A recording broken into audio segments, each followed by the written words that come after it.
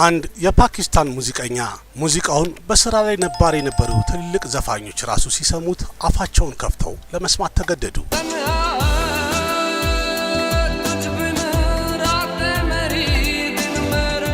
ከህንድ ሲኒማ ለረጅም ጊዜ የራቀ ቢሆንም እንደዛም ሆኖ ግን በስራው ያለ ያህል እንዲሰማ ማድረግ የቻለም ዘፋኝ ነው። ምክንያቱም የሱን ዘፈን የማያንጎራጉር ማንም አልነበረማ።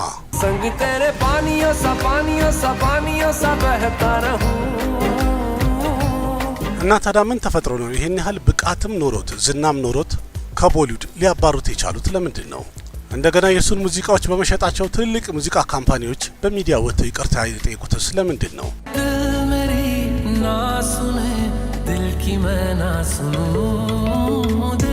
ምንስ አይነት ነገር ስለተፈጠረ ነው ጠቅላላ ትልልቅ ካምፓኒ የተባሉት ከሱ ጋር ስራ ለመስራት እምቢ ብለው የነበሩት ድጋሚ እሱን ለመቀበል እቅፋቸውን ከፍተው እየጠበቁት ያሉትስ ምን ተፈጥሮ ነው?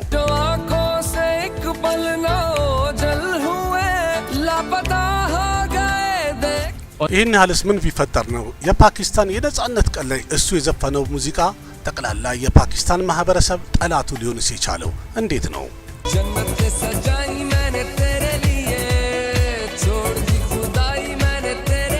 በዛሬ ቪዲዮ እንግዲህ ብዙ ያልተሰሙ ወሬዎችን ያጋጠሙትን አነጋጋሪ ነገሮች እንቅፋቶቹንም ስኬቱንም እናወራለን። ከኔ ጋር አብራችሁ እስከ መጨረሻው ለመቆየት ሞክሩ። ውድ ቤተሰቦች ለዛሬ ያቀረብኩላችሁ እንግዲህ በሙዚቃ ኢንዱስትሪ ውስጥ በጣም በሚያረካ ድምጹ ለየት ባለ አዘፋፈን ስታይሉ በጣም ዝነኛ የሆነው የፖፕ ሙዚቃው ንጉስ እንዲሁም ግሎባል ሲንገር የሚባለው አቲፍ አስለምን ይዤላችሁ ቀርቤያለሁ።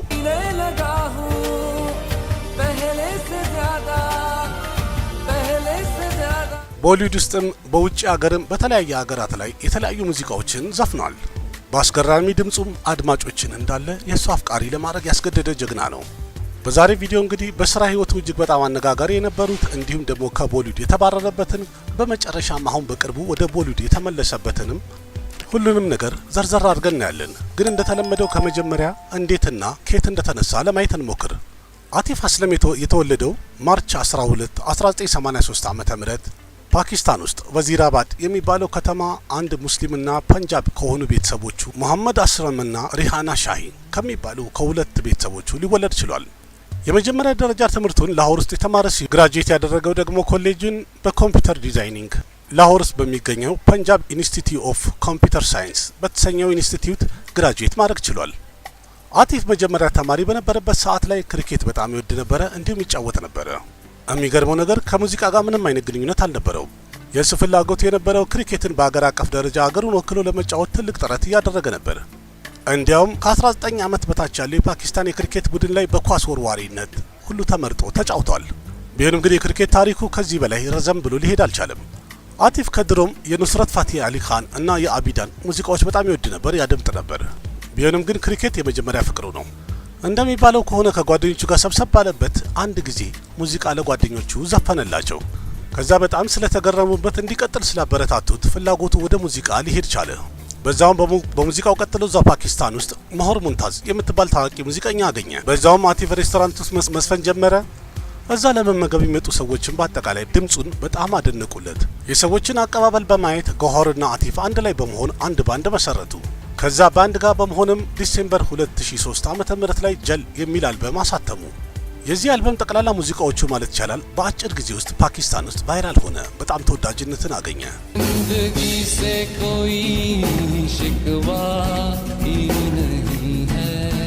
በዛውም አቲፍ አስለም በሙዚቃ ዓለም ላይ አዲስ መነጋገሪያ ሆነ። ቢሆንም ግን ከዚህ አልበም በኋላ ከገሆር ሙንታዝ ጋር ብዙ አለመግባባቶች ስለተፈጠሩ አቲፍ አስለም ከባንዱ ራሱን ለየ። ከዛ በመቀጠልም በ2004 ዓ.ም የራሱን አልበም ጀልፐሪ የሚሰኝ ለገበያ ማቅረብ ቻለ። ልክ እንደ ጀል ይሄኛውም አልበሙ ጀልፐሪ የተሰኘው አልበሙ ፓኪስታን ውስጥ እጅግ በጣም ሊደነቅለት ቻለ።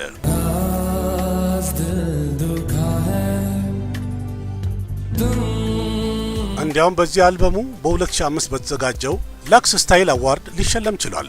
በዛው ዓመት በ2005 ዓ.ም አቲፍ የመጀመሪያው ወደ ቦሊውድ የመግባት እድሉን አጋጠመው። ታዋቂ የፊልም ዳይሬክተር መሄሽ ባት ዘሄር ለሚለው ፊልሙ አቲፍ እንዲሰራለት ደብዳቤ ሲልክለት እድሉን አገኘ። እንደሚታወቀው ዘሄር ማለት መርዝ ነው። መርዝ የሰው ነፍስ ያጠፋል። ግን የአቲፍን ህይወት መርዝ በመርዝ አላረገበትም። እንዲያውም ጠቀመው። ዘሄር ለሚለው ፊልምም ቮለም ሄ የሚል ሙዚቃ ዘፈነ። የዛኔ የአቲፍ እድልም በዛው ተቀየረ።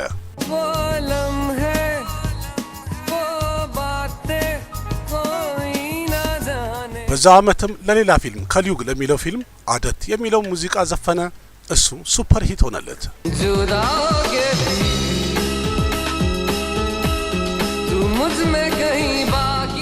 በመቀጠልም በ2006 ዓመተ ምህረት ጀልፐሪ ከሚለው አልበሙ ቀጥሎ ሁለተኛ አልበሙን ዱሪ የተሰኘ ለቀቀ። አልበሙ 18 ዘፈኖች ያሉት ሲሆን ከ18ቱ በጣም ብዙ ሙዚቃዎቹ እጅግ በጣም ተወዳጅ ስለሆኑ ልክ እንደ ፓኪስታንን በህንድ ውስጥ በወጣቱ ማህበረሰብ እጅግ በጣም ተወዳጅ ሙዚቀኛ ሊሆን ቻለ።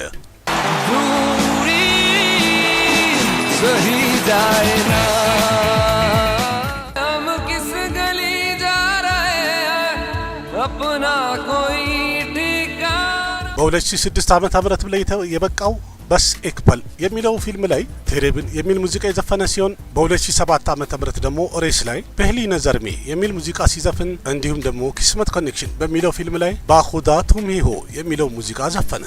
ሁሉም ውጪ የሆነ የራሱን አልበም ሜሪ ካሃኒ የሚል አልበም ለቀቀ። ይህም አልበሙ ዘፈኖቹ ጠቅላላ ሱፐር ሂት ነው የሆኑለት።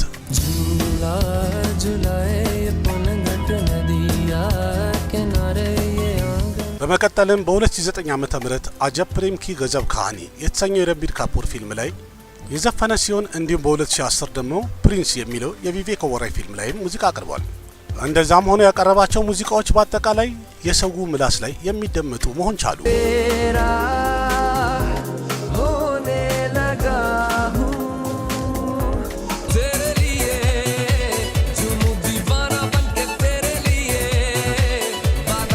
በ2011 ዓመተ ምህረትም ፋልቱ ለሚለው ፊልም አንድ ዘፈን የዘፈነ ሲሆን ዘፈኑም ሌጃቱ ሙጂ ይሰኛል። በዛው አመት የፓኪስታን ፊልም የሆነው ቦድ የተሰኘው ፊልም ላይ የዘፈነ ሲሆን በተጨማሪም ለመጀመሪያ ጊዜ መሪ ተዋናይ ሆኖ ተውኖበታል። እንዲሁም የፊልሙ ሁለቱም ዘፈኖች በጣም ተወዳጅነትን አግኝተዋል።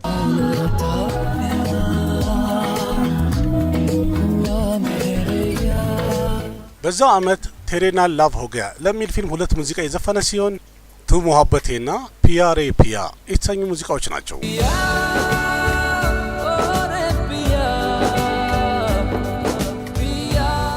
በተጨማሪም ለሆሊውድ ፊልም ዘ ሪለክታንት ፋንዳሜንታሊስት ለተሰኘው ፊልምም ማጀቢያ ሙዚቃ ሰርቷል።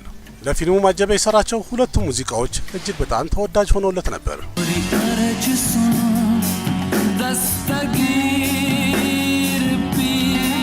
በ2013 ዓመተ ምህረትም ሬስቱ ረመያ በስታበያ እንዲሁም ፓታ ፖስተር ሴ ኒክላ ሂሎ የሚለው ፊልም ላይም ሙዚቃዎችን ሰርቶ ነበር። በጣም ተወዳጅነትን ሊያገኙለት ችለዋል።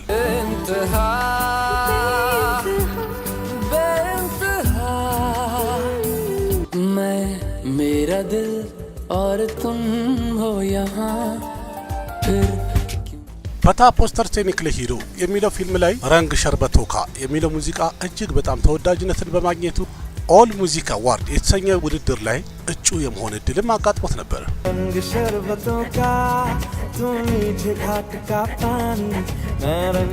በ2014 ዓመተ ምህረት ኢንተርቴይንመንት እንዲሁም በ2015 ዓመተ ምህረት በድላፑር እና በጅረንጊ ባንጃን ላይ የሰራቸው ሙዚቃዎች በጣም ተወዳጅነትን አግኝተውለታል።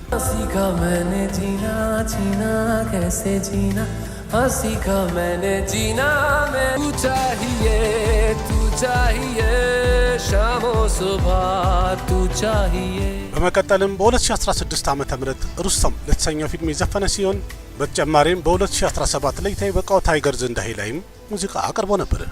እንዲሁም በ2018 ላይ የበቃው ባጊቱ ላይም ኦሳቲ የሚለውን ሙዚቃ የዘፈነ ሲሆን እንዲሁም በዛው አመት ሰቴሜ ቪጄቴ የሚለው ፊልም ላይም አንድ ሙዚቃ አቅርቧል። በእነዚህ ፊልሞች ላይ የሚያቀርበው ሙዚቃ ልክ እንደሌላ ጊዜው የሙዚቃ አድማጩ በአጠቃላይ ሊደነቅባቸው የቻሉና ሊወዳቸው የቻሉ ሙዚቃዎች መሆን ችለው ነበር።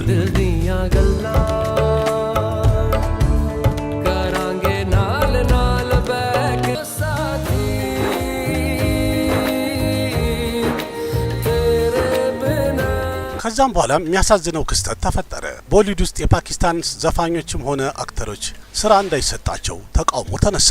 ምክንያቱም ደግሞ ፌብሩዋሪ 14 2019 ላይ ፑልባማ የሚባለው አካባቢ ላይ የሽብር ጥቃት መድረሱ ዜና ወጣ። በዛ የሽብር ጥቃትም የህንድ 40 ወታደሮች በቦታው ያረፉ ሲሆን በጣም ብዙዎቹ ደግሞ ከባድና ቀላል የመቁሰል አደጋ አጋጥሟቸው ነበር። ይህ አደጋ ማለት እንግዲህ አሁን በቅርብ የወጣው ፋይተር የሚለው ፊልም ላይ ያየነው ክስተት ማለት ነው። የጥቃቱ ዜና ከተወራ በኋላ ቦሊውድ ውስጥ በአጠቃላይ የፓኪስታን ዜጎች ከቦሊውድ ጋር አብሮ ስራ የሚሰሩት እንዳለ ስራ ይከልከሉ የሚል ተቃውሞ ተጀመረ። በዛም ምክንያት አቲፍ አስለም ጠቅላላ ስራውን ትቶ ከህንድ ለመውጣት ተገደደ። በእርግጥ ይሄ ነገር አቲፍ ብቻ ያጋጠመው ነገር አልነበረም። ከአቲፍ ጭምር በጣም ብዙ ትልልቅ የሚባሉ ተዋናዮችም ሀገር ለቀው ለመውጣት ተገደው ነበር። ይህንንም የህዝቡን ጥያቄ በመስማት በመጀመሪያ እርምጃ መውሰዱን የተናገረው ዝነኛው አክተር ሰልማን ካን ነበር። በዛ አመት የሚወጣ ፊልሙ ኖትቡክ የተሰኘው ፊልሙ ላይ የአቲፍን ዘፈን አስወጣለሁኝ አለ። ምክንያቱም ፕሮዲውሰሩ እሱ ስለነበረ። ያ ይወጣል የተባለው ዘፈንም አቲፍ ቀደም ብሎ ለፊልሙ የዘፈነው ነበረ። ያም ደግሞ ትልቁ ምክንያቱ ሰልማን ካን በፊልሙ ላይ አነጋጋሪ ነገሮች እንዲከሰት ስላልፈለገ ነው። ስለዚህ በፍጥነት የሙዚቃውን ዘፋኝ ሊቀይረው ግድ ሆኖበታል። በእርግጥ ይሄ ክልከላ ከመነሳቱ በፊትም ሌላ ብዙ ነገሮች ያጋጠሙት ሲሆን አቲፍ ሊሰራ የነበረው ኮንሰርትም እስከ መከልከል የደረሰበትም ሁኔታ አሳልፎ ነበር። ለክነው የሚባለው ከተማ ውስጥ አቲፍ በጣም ትልቅ ኮንሰርት አዘጋጅቶ የነበረ ቢሆንም በሚያሳዝን ሁኔታ ግን 2 ቀን ሲቀረው ካንሰል አድርገውበታል።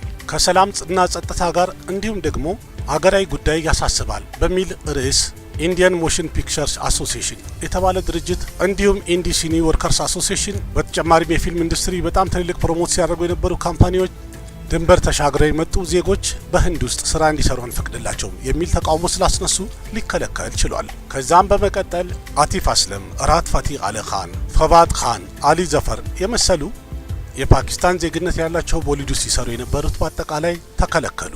ከዛም በመቀጠልም የቲ ሲሪየስ ዩቲዩብ ቻናል ላይ የአቲፍ አስለም ሙዚቃዎች ተጭነዋል በሚል ሌላ ጭቅጭቅ ተነሳ። በሶሻል ሚዲያ ሁሉም እየተቀባበለ እልሁን መወጫ አደረገው። ከዛም በኋላም የቲ ሲሪየስ ባለቤት የሆነው ቡሸን ኩማር ሚዲያ ላይ ወጥቶ ይቅርታ እስከመጠየቅም ተገደደ። ቀጥሎም ግድ ስለሆነበት የአቲፍ አስለምን ጠቅላላ ሙዚቃዎች ዲሌት ለማድረግ ተገደደ። እንደሚባለው ከሆነ ህንድ ውስጥ የተለያዩ መንግስታዊ ድርጅቶች በጣም ጫና ስላሳደሩበት ቲ ሲሪየስ ከቻናሉ ላይ አጥፍተዋል ተብሏል። በሰዓቱ የተፈጠረው የዩቲዩብ ቻናሉ ላይ ቲ ሲሪየስ መርጃቫ የሚለው ፊልም ራሳቸው ፕሮዲውስ ያደረጉት ስለነበረ የአቲፍ አስለም ሙዚቃን ጭነው ነበረ። እንዲያውም ነገሩ በጣም በኃይለኛ እየተወራ ያለ ይህን ሙዚቃ መጫኑ ትልቅ ድፍረት ነው፣ ስለዚህ ትልቅ እርምጃ መወሰድ አለበት በህግ ብለው የተለያዩ ሰዎች እስከ መጠየቅም የደረሱበት ሁኔታ ነበረ። በመቀጠልም ጉዳዩ ለሚመለከተው የመንግስት አካል ቲ ሲሪየስ በደብዳቤ የገለጸው እኛ ጋር ይሰራ የነበረ አንድ አገልጋይ ምንነቱን ስላልተረዳና ጉዳዩን ስላላወቀ በስህተት ይሄንን ሙዚቃ ጭኖታል ብሎ ደብዳቤ ልኮላቸዋል። ለዛም ደግሞ ይቅርታ እንጠይቃለን፣ ሙዚቃውንም እናጠፋልንም ብሏል። በመጨረሻም ደብዳቤ ላይ እንደተጻፈው ከሆነ በቀጣይም ቢሆን የኛ ዩቲዩብ ቻናል ላይ የማንኛውም የፓኪስታን ዘፋኝ ሙዚቃ እንደማንጭን እናሳምናቸዋለን፣ ይቅርታ እንጠይቃለን ብለዋል። ጉዳዩ ምን ያህል ከባድ እንደሆነ ደብዳቤው በደንብ ያረጋግጣል። የሚገርመው ነገር ግን ይሄ ለመጀመሪያ ጊዜ አልነበረም። በ2016 ዓመተ ምህረትም ኡሪ የሚባለው አካባቢ ላይ በደረሰ የሽብር ጥቃት የፓኪስታን አርቲስቶች በአጠቃላይ እንደዚህ አይነት እንግልት ደርሶባቸው ያውቅ ነበር። እንዳውም የታዋቂ ፕሮዲውሰርና ዳይሬክተር የከረን ጆሃር ፊልም የሆነው ኤዲል ሄ ሙሽኪል የሚለው ፊልም ከመለቀቁ በፊት በፈዋድ ካን የተነሳ በጣም ብዙ ችግሮችን አልፎ ነው የወጣው።